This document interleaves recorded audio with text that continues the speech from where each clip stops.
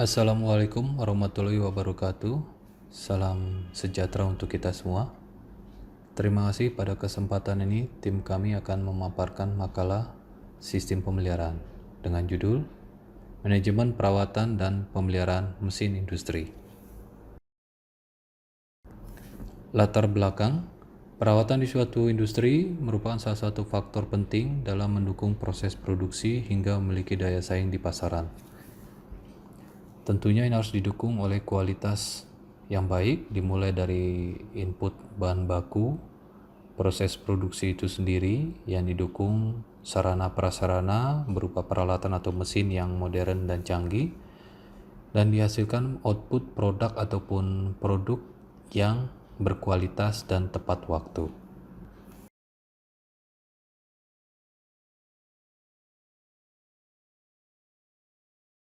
Adapun tujuan manajemen perawatan adalah: 1. Agar mesin-mesin industri dapat selalu siap pakai secara optimal. 2. Untuk menjamin kelangsungan produksi sehingga dapat membayar kembali modal yang telah ditanamkan dan akhirnya akan mendapatkan keuntungan yang besar.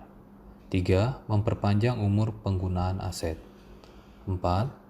Untuk menjamin ketersediaan optimum peralatan yang dipasang untuk produksi dan dapat diperoleh laba yang maksimum. 5. Untuk menjamin kesiapan operasional dari seluruh peralatan yang diperlukan dalam keadaan darurat setiap waktu. 6. Untuk menjamin keselamatan orang yang menggunakan peralatan tersebut.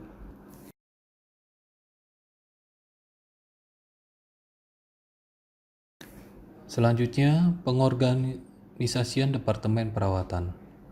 Yang menjadikan alasan pembentukan Departemen Perawatan bahwa dalam pengorganisasian pekerjaan perawatan perlu diselaraskan secara tepat antara faktor-faktor keteknikan, geografis, dan situasi personil yang mendukung.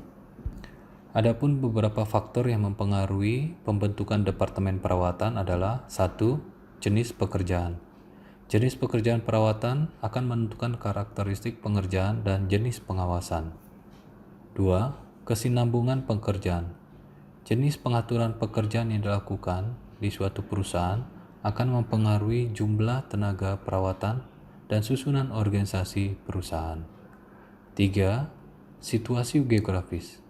Lokasi pabrik yang terpusat akan mempunyai jenis program perawatan yang berbeda jika dibandingkan dengan lokasi pabrik yang terpisah-pisah. 4. Ukuran pabrik.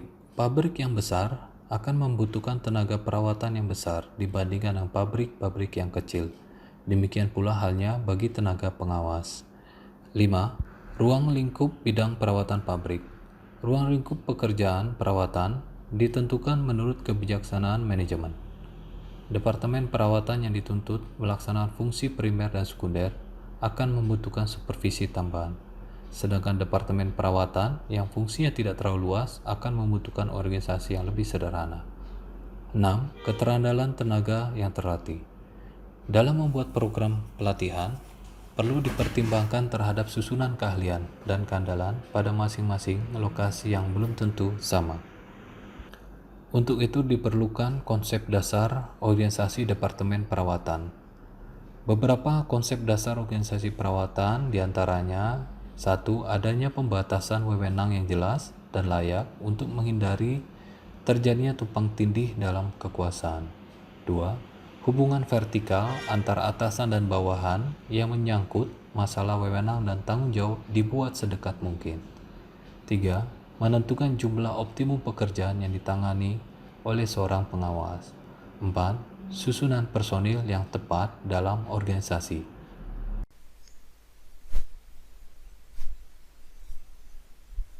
Baik, terima kasih. Akan saya lanjutkan tentang faktor penunjang pada sistem perawatan. Yang pertama adalah inventarisasi. Dalam proses inventarisasi itu kita membagi skala prioritas menjadi beberapa skala prioritas, yakni 1. Prioritas pertama itu untuk peralatan-peralatan yang efisiensi kerjanya sangat vital. Jadi sangat mempengaruhi kinerja produksinya. Terus prioritas kedua adalah kerusakan yang terjadi pada salah satu bagian bagian ini tidak cepat mengganggu proses produksi, tetapi lama-kelamaan dapat mengganggu. Itu untuk prioritas nomor 2. Kemudian untuk prioritas nomor 3 dan nomor 4 itu sama dengan prioritas nomor 2 sebenarnya dalam kepentingan ordernya ya. Nah, selanjutnya adalah prioritas nomor 5, yakni pabrik tidak mengalami kemacetan produksi dan tidak menimbulkan bahaya apapun karena pemakaian alat ini tidak menunjang langsung proses produksi. Jadi catatan-catatan yang harus dibuat harus dapat menunjang dalam perencanaan perawatan. Jadi semuanya itu dibuat berdasarkan prioritas. Ini faktor-faktor penunjangnya adalah seperti itu. Di sini ada contohnya, yakni contoh tentang lembar inventaris. Kira-kira bentuknya seperti ini yang bisa kita gunakan. Tapi sebenarnya pada prakteknya sih bebas mau seperti apa. Yang penting di situ memuat tentang prioritas. Selanjutnya adalah tentang prinsip-prinsip organisasi Departemen Perawatan. Nah, prinsip-prinsip utama itu ada 4. Prinsipnya yaitu perencanaan organisasi yang logis. 1. Kedua, itu tentang fasilitas yang memadai. Ketiga, ada supervisi yang efektif. Keempat, yakni sistem dan kontrol yang efektif. Nah, ini berikut di sebelah kiri itu ada contoh tentang struktur organisasi Departemen Perawatan di industri. Jadi di situ dimulai dari manajer pabrik dan membawahi beberapa manajer biasanya atau beberapa kepala. Nah, ini ada kepala suborganisasinya, salah satunya adalah kepala tentang Departemen Perawatan. Nah, di Departemen Perawatan itu dibagi menjadi 3 segmen lagi, yakni perawatan mekanik, perawatan listrik, dan perawatan sipil. Dan tugasnya adalah masing-masing bertanggung jawab atas, kalau mekanik ya berhubungan semua dengan mekanik, elektrik berhubungan dengan electrical, perawatan gedung biasanya utility dan perlengkapan gedung. Kira-kira seperti itu. Kemudian di slide selanjutnya ini kita akan membahas tentang jenis-jenis perawatan. Secara umum, tinjau dari saat pelaksanaan pekerjaan perawatan dapat dibagi menjadi 2 cara, yakni perawatan yang direncanakan dan perawatan yang tidak direncanakan. Sebenarnya perawatan yang tidak direncanakan itu ya perawatan yang insidental atau terjadi emergensi saja. Sementara yang harus dilakukan memang bentuk perawatan, yakni perawatan yang direncanakan. Dan itu terbagi menjadi beberapa lagi, yakni perawatan preventif, perawatan korektif, perawatan berjalan, perawatan prediktif, perawatan setelah terjadi kerusakan atau breakdown maintenance. Nah, ini yang saya sebutkan tadi perawatan tentang darurat, yaitu perawatan yang tidak terencana. Nah, skema pembagian perawatannya dapat dilihat di sebelah kiri ya, bagiannya. Kemudian kita akan membahas tentang perawatan yang direncanakan. Yang pertama adalah, yang paling penting dalam faktor perawatan yang direncanakan adalah tentang jadwal operasi pabrik, yakni berkenaan dengan kapan aktivitas produksi dihentikan karena adanya kebutuhan perawatan, atau selanjutnya yaitu kapan produksi tidak beroperasi karena jadwal waktu atau jam kerja ini perlu dikoordinasikan tentang jadwal. Yang kedua adalah tentang perencanaan perawatan itu sendiri. Nah, ini dibagi menjadi beberapa bagian, yakni bentuk perawatan yang ditentukan. Kita harus menentukan itu. Yang kedua, pengorganisasian pekerjaan perawatan yang akan dilaksanakan dengan pertimbangan ke masa depan. Yang selanjutnya adalah pengontrolan dan pencatatan. Apa itu? Yaitu pengumpulan semua masalah perawatan yang dapat diselesaikan dengan suatu bentuk perawatan. Terus yang ketiga, yang selanjutnya keempat, penerapan bentuk perawatan. Pada sisi bentuk perawatan yang dipilih seperti misalnya kebijaksanaan perawatan yang telah dipertimbangkan secara cermat. Yang kedua adalah alternatif yang diterapkan menghasilkan suatu kemajuan atau progres. Yang ketiga adalah tentang pengontrolan dan pengarahan pekerjaan sesuai rencana. Nah, berkenaan dari sini, semua riwayat pencatatan dicatat secara statistik dan dihimpun serta dijaga untuk dievaluasi hasilnya guna menentukan persiapan berikutnya. Seperti misalnya kita bisa melakukan forecast apa aja yang perlu dirawat, terus spare part apa aja yang harus yang harus dibeli di masa depan. Kira-kira seperti itu. Nah, di sebelah kanan itu ada tabel-tabel tentang sistem pergantian waktu kerja, perawatannya seperti apa. Nah, di situ ini fungsinya, keterangannya apa aja. Jadi yang biasanya terjadi, misalnya di sini satu shift kerja misalkan 8 kali 5 jam, total produksi per minggu adalah 40 jam. Waktu yang tersedia untuk melakukan perawatan tanpa mengganggu kegiatan produksi adalah 16 jam per hari, ditambah 2 hari kerja atau libur, total sehingga 128 jam. Dan ini adalah opsi-opsinya, di bawahnya ada 10 jam kali 5 hari, 12 jam kali 5 hari, dan seterusnya. Nah, ini untuk pabrik-pabrik umum. Nah, di bawahnya itu untuk produksi massal dan setengah kontinu ya. Untuk yang selanjutnya, yang pabrik yang kontinu, 24 jam non-stop, tidak berhenti sama sekali. Nah, kira-kira seperti itu tentang perawatan yang direncanakan dari sisi pengaturan jadwal operasi pabrik dan perencanaan perawatan. Ya, selanjutnya adalah identifikasi fasilitas industri yang akan dilanjutkan oleh teman saya, si Mas Denny. Silakan Mas Denny.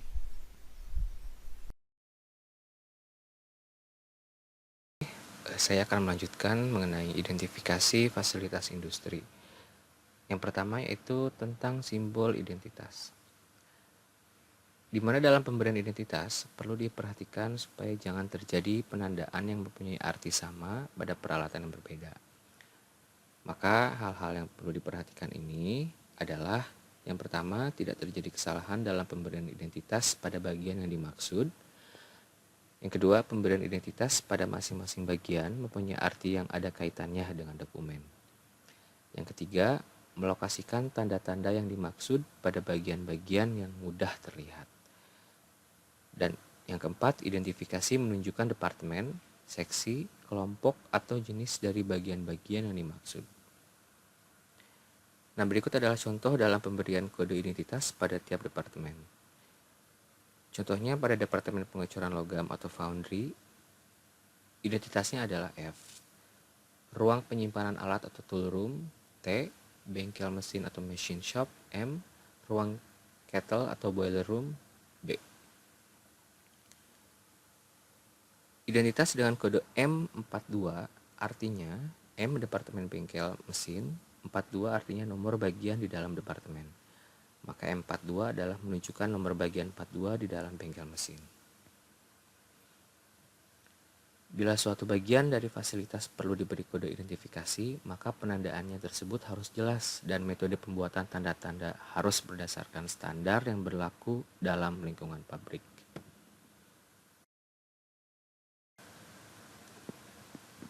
Nah, selanjutnya setiap mesin akan membutuhkan perawatan dan perbaikan meskipun telah dirancang dengan baik. Kita masuk ke materi perawatan di industri.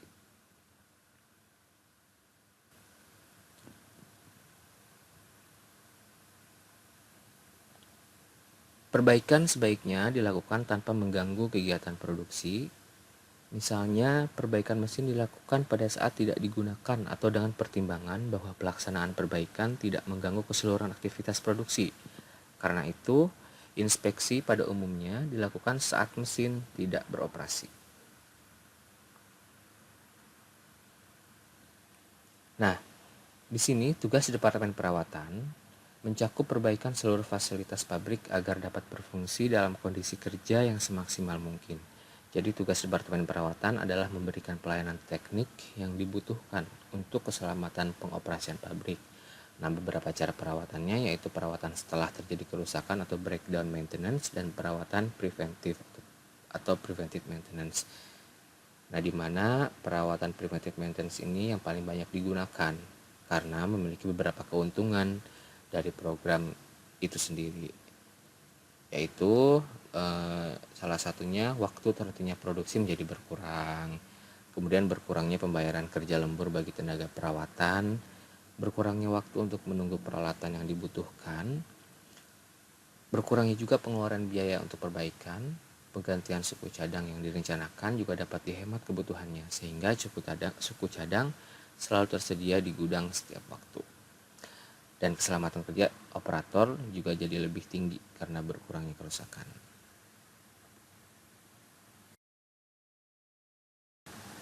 Selanjutnya yaitu tentang peningkatan jadwal kerja perawatan. Hal penting dalam peningkatan kerja perawatan ini adalah program efisiensi perawatan itu sendiri. Nah, berikut adalah langkah-langkah yang dapat direalisasikan untuk kelayakan efisiensi perawatan, di mana pengukuran waktu yang diperlukan untuk banyaknya pekerjaan, perawatan dan penjadwalan, menentukan jenis pekerjaan dan siapa yang melaksanakan berdasarkan keterampilannya, dan penerapan pelatihan training, metode, syarat untuk keterampilan, perawatan, pengetahuan lingkungan dan kelayakan kondisi pekerjaan. Dan digunakan dua perawatan, yaitu perawatan preventif dan juga perawatan korektif. Salah satu pembuatan jadwal kerja perawatan dapat digunakan dengan metode chart Gantt, yaitu suatu peta perencanaan program kerja dalam bentuk grafik blok yang pada mulanya diperkenalkan oleh seorang sarjana Amerika, Henry L. Gantt, pada tahun 1861 sampai 1919. Chart ini dibuat dengan bentuk basis 4 persegi panjang. Semua aktivitas pekerjaan yang dirancang diurutkan ke bawah secara terpisah di sebelah kiri garis vertikal. Nah, berikut adalah contoh metode praktis dalam membuat jadwal perawatan dengan penggunaan chart Gantt untuk penjadwalan pekerjaan overhaul pabrik yang disusun sebagai berikut. Di sini terdapat kolom aktivitas, waktu, lama pekerjaannya, lama jadwal perawatannya, dan kemudian selesainya pada minggu keberapa. Setelah itu dibuatlah chart Gantt-nya itu sendiri. Baik, terima kasih. Selanjutnya akan dilanjutkan oleh teman saya.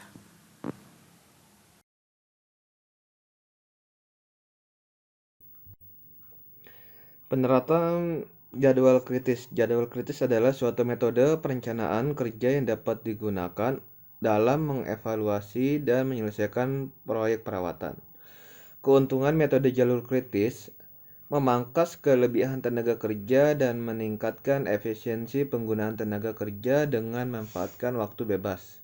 Kedua, pengendalian pekerjaan ditingkatkan karena perencanaan bisa mencatat proses kemajuan pekerjaan dengan memberi warna pada diagram pada setiap langkah dan menggunakan prosedur yang telah diperbaiki untuk keadaan yang tak terlihat dan leher botol. Ketiga, komunikasi lebih baik karena diagram memberikan gambaran yang jelas dari pekerjaan data yang dikumpulkan pada kerjaan yang berulang di masa lampau tersedia untuk dipelajari dan untuk peningkatan di masa yang akan datang. Kelima, schedule alternatif atau siklus bisa dievaluasi untuk menentukan schedule yang optimum. Berikut bisa dilihat dari gambar yang ada di sebelah kiri.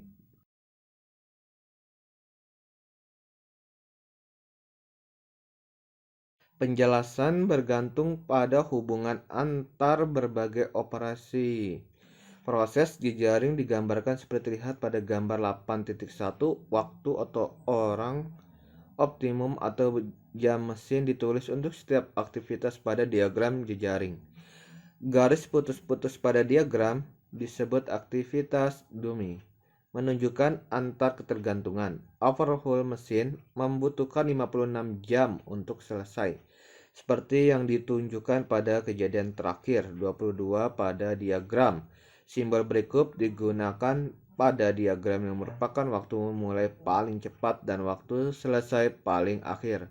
Berikut tabelnya yang ada di sebelah kiri. Terdapat aktivitas atau operasi, kode urutan, jam orang atau mesin yang dibutuhkan, waktu aktivitas. Perawatan primitif. Program perawatan primitif ini mempunyai tujuan utama yaitu 1. Inspeksi secara periodik pada mesin-mesin pembangkit tenaga dan pembangunan frekuensi inspeksi berdasarkan pengalaman pada peralatan yang baru dilakukan oleh pembuat rekomendasinya. Laporan kerusakan atau kegagalan terjadi dapat dianalisis dan tindakan perawatan korektif dapat dilakukan untuk menjamin agar tidak terulang kembali. Pencatatan berupa kartu-kartu dan formulir. Banyaknya formulir yang dibutuhkan tergantung pada sistem aktivis perawatan yang dilakukan. Berikut bentuk tabelnya ada di sebelah kanan, order inspeksi.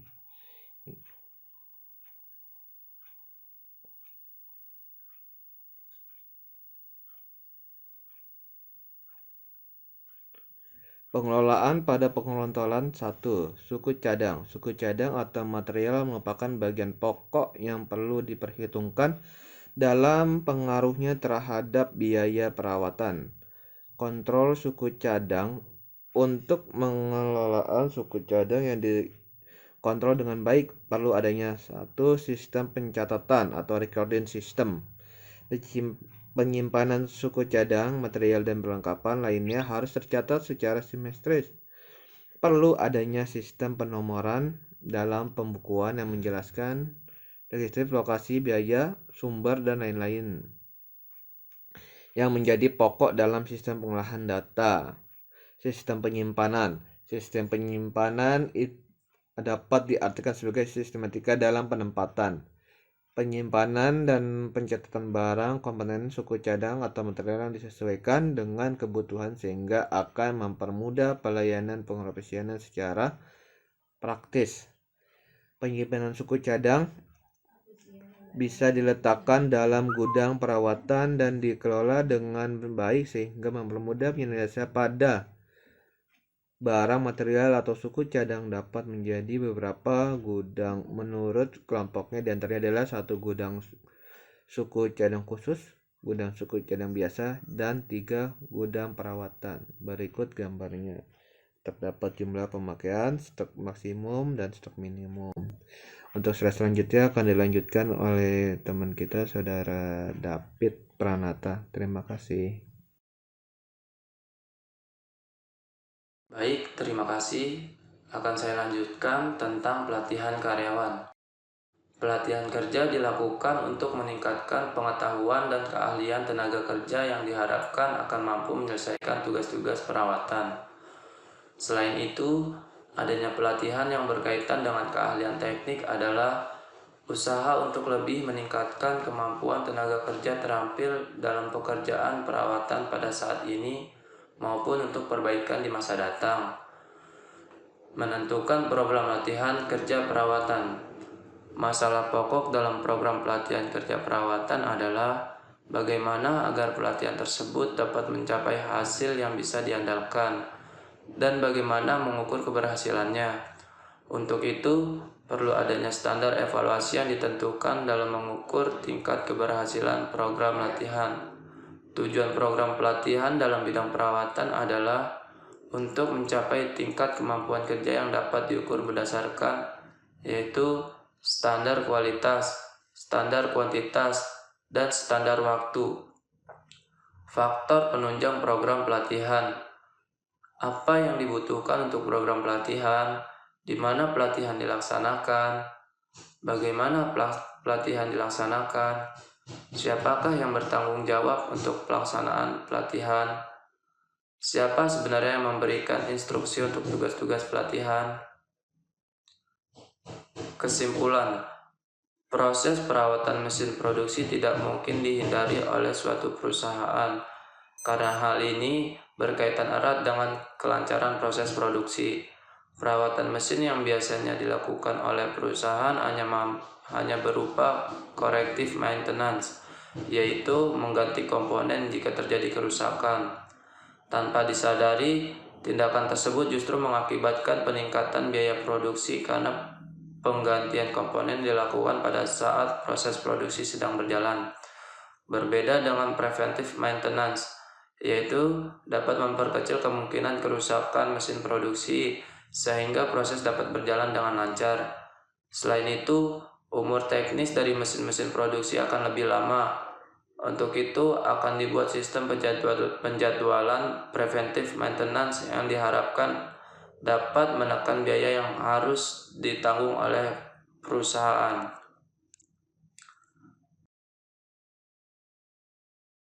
Terima kasih atas perhatiannya. Kurang lebihnya mohon maaf.